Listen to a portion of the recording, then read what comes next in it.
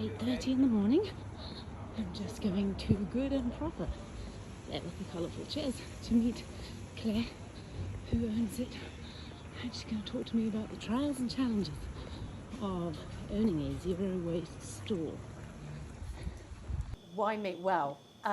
Partly due to COVID and my business pivot during COVID, thinking that I needed to do something else and realising that we live in a really growing town here in Weston-super-Mare. It's like 75,000 plus it must be now, and that we didn't have a refill shop. And I think it's somewhere that people need to be shopping these days.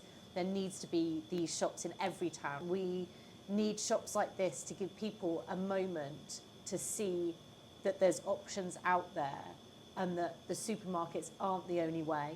Obviously, it needs to be a business for me, but it's definitely as much an education for other people as it is a shop, and that's what excites me.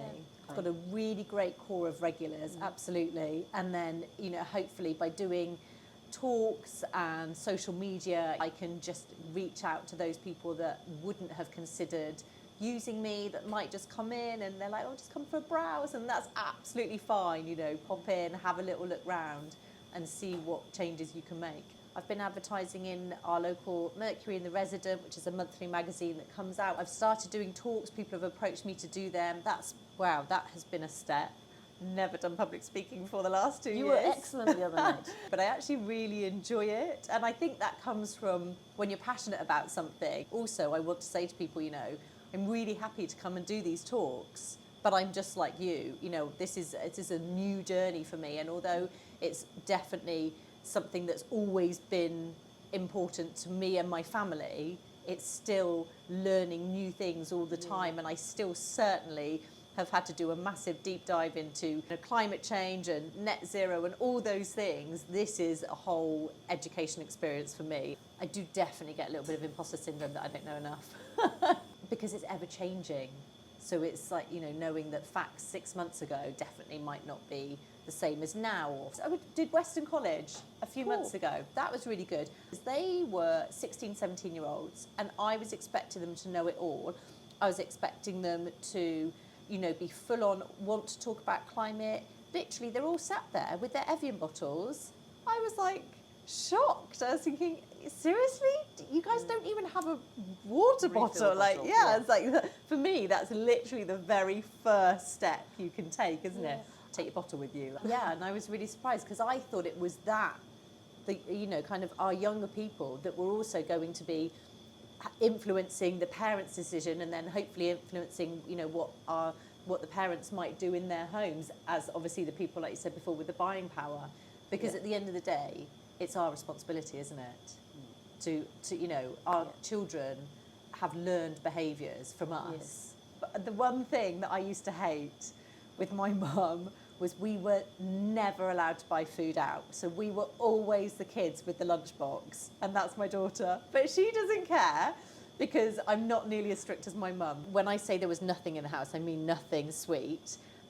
She came home one day and caught me with raw jelly cubes under my pillow, and my sister with a glass of condensed milk, because that was the only sweet things in the house to eat, like baking items. She still is. It's like she hates waste. She won't ever get a coffee to take away, ever. She won't drink or eat on the go, walking. It's just a generational thing, isn't it?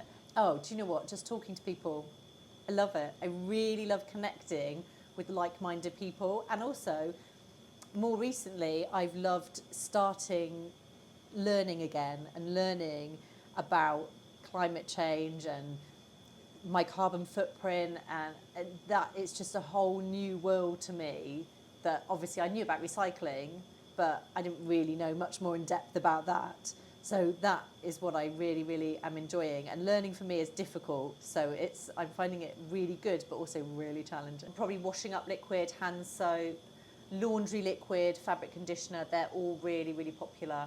So that is from a company called Phil, and I love them because they're a circular economy. So I literally just took a photo on Monday. You have to have 25 bottles, and I think I had 29 plus one massive 200-litre drum that I had here of laundry liquid, and we piled them all up outside. And then the lovely Dave from Phil comes down from, I think it's in Northampton they are, and collects them all and takes them back, and they all get washed out and then they all get put back into circulation. So yeah, we keep them all out the back. I call it my little farm of tubs. Because I'm also really conscious about, I hate the word thrifty, but probably I am a bit thrifty when it comes to these sorts of things.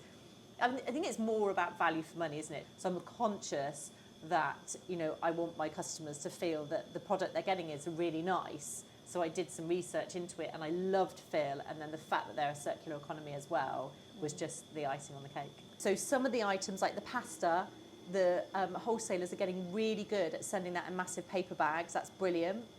The flour comes in paper bags, and there's definitely a big movement to get more of these wholesalers packaging them in paper bags. I got my rice in a really nice Hessian bag the other day. That was lovely.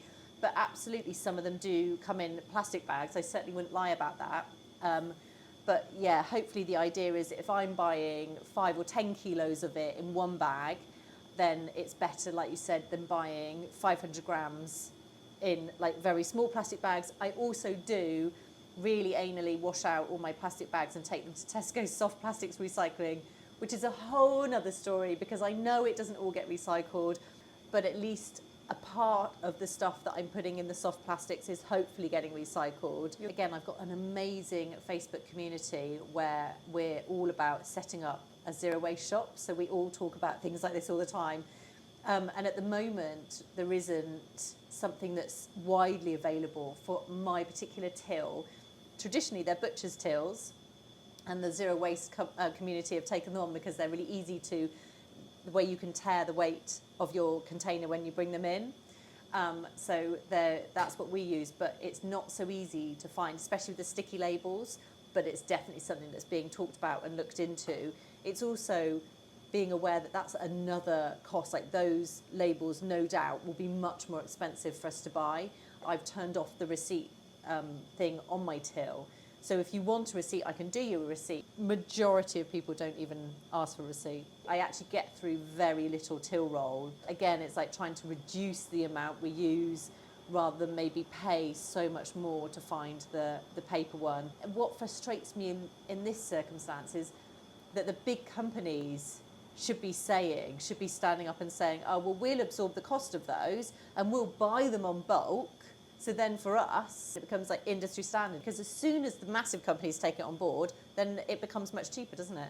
Oh, okay. Did you not notice the other night, like all of your products. They genuinely are. But the one product I'll show you, because this is the one thing that I actually didn't bring with me, but these are my favourite products. They're made by a lovely lady just around the corner from here, and they're so simple, but they're just sandwich wraps. Food grade silicone, you can just obviously wipe them down, you can put them in the washing machine. Yeah, they're really beautiful. So I chose the design, I chose the material. It's the simplicity in them that I love, and that they will also last years and years and years. Yeah, and the fact that they're made locally. I love it. I made a point that I wasn't going to be like, right, okay, everything is going to be super local. When I first started, there was actually another company called the Weston Collective, and they were only for Western. So I was like, oh, well, there's no point us kind of running the two. And also what I really want to promote is the best possible product for whatever it is you're going to do. So, you know, there's nowhere that I can find toilet paper locally. The cards from Brighton, they're absolutely stunning. But if somebody locally here said, oh, I'm now doing the plantable cards, then I would absolutely get on board with it. I love having the mix of finding really great local gems. Yeah. But for me, again, like I said about the cleaning product, you know, our money is valuable right now. I know times are, you know, tough. And so it's really important that people feel like when they're spending their money in here, that they're getting the best possible product, and that I've taken that time to source the product. Definitely, if I had my life over, I feel I would go and just be a buyer. We've got so many lovely people, you know, like Debbie Apter doing the cleaner coastlines, and obviously the Faces Cafe doing their precious plastics bit. You know, we've got Anna at Loves doing her bit with the vegan cafe and the new Sprout in Grove Park.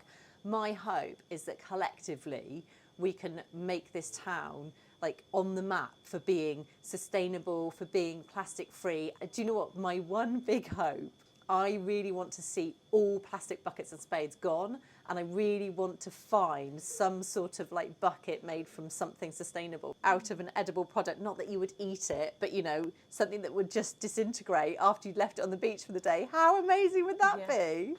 I walk my dog daily up and down the beach, and I could literally fill a skip over the summer with the amount of buckets and the spades and then the little plastic shells that people use to fill with sand. Never go and buy your kid a bucket and spade. Just go down to the beach at 6 o'clock on a Thursday evening and pick up what's left. And I often do, and I often bring them back here and then give them out to people. Well, that's something I'm going to implement this summer. So we're going to have some litter picking equipment that you can come in, you can pay a deposit for. You can go along the beach, litter pick for an hour, and if you like bring them back, then I'll give you a free coffee, and you have to send me a picture. I don't want the litter. I haven't got a bin big enough. There's plenty of skips on the seafront. So yeah, my daughter and I came up with that idea. We thought it'd be really fun, and then you'd get some like-minded people, like, you know, thinking, I've got a day on the beach, what can I do for an hour of that? Well, come and grab some litter picking equipment from me and go and pick some litter. Maybe we need to shout louder about what we do that's good, the positive things, because there are so many positive things.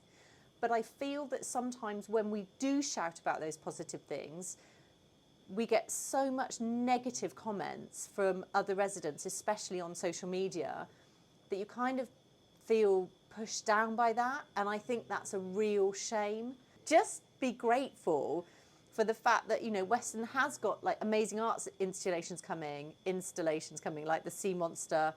And we've got the theatre coming along the corner here. And it's celebrating our successes. And I think that's what we should do, because we are such a great town. We're so vibrant and it's so up and coming. There's so many more people moving here from Bristol that I think we need to really shout about what we're doing well here in Weston.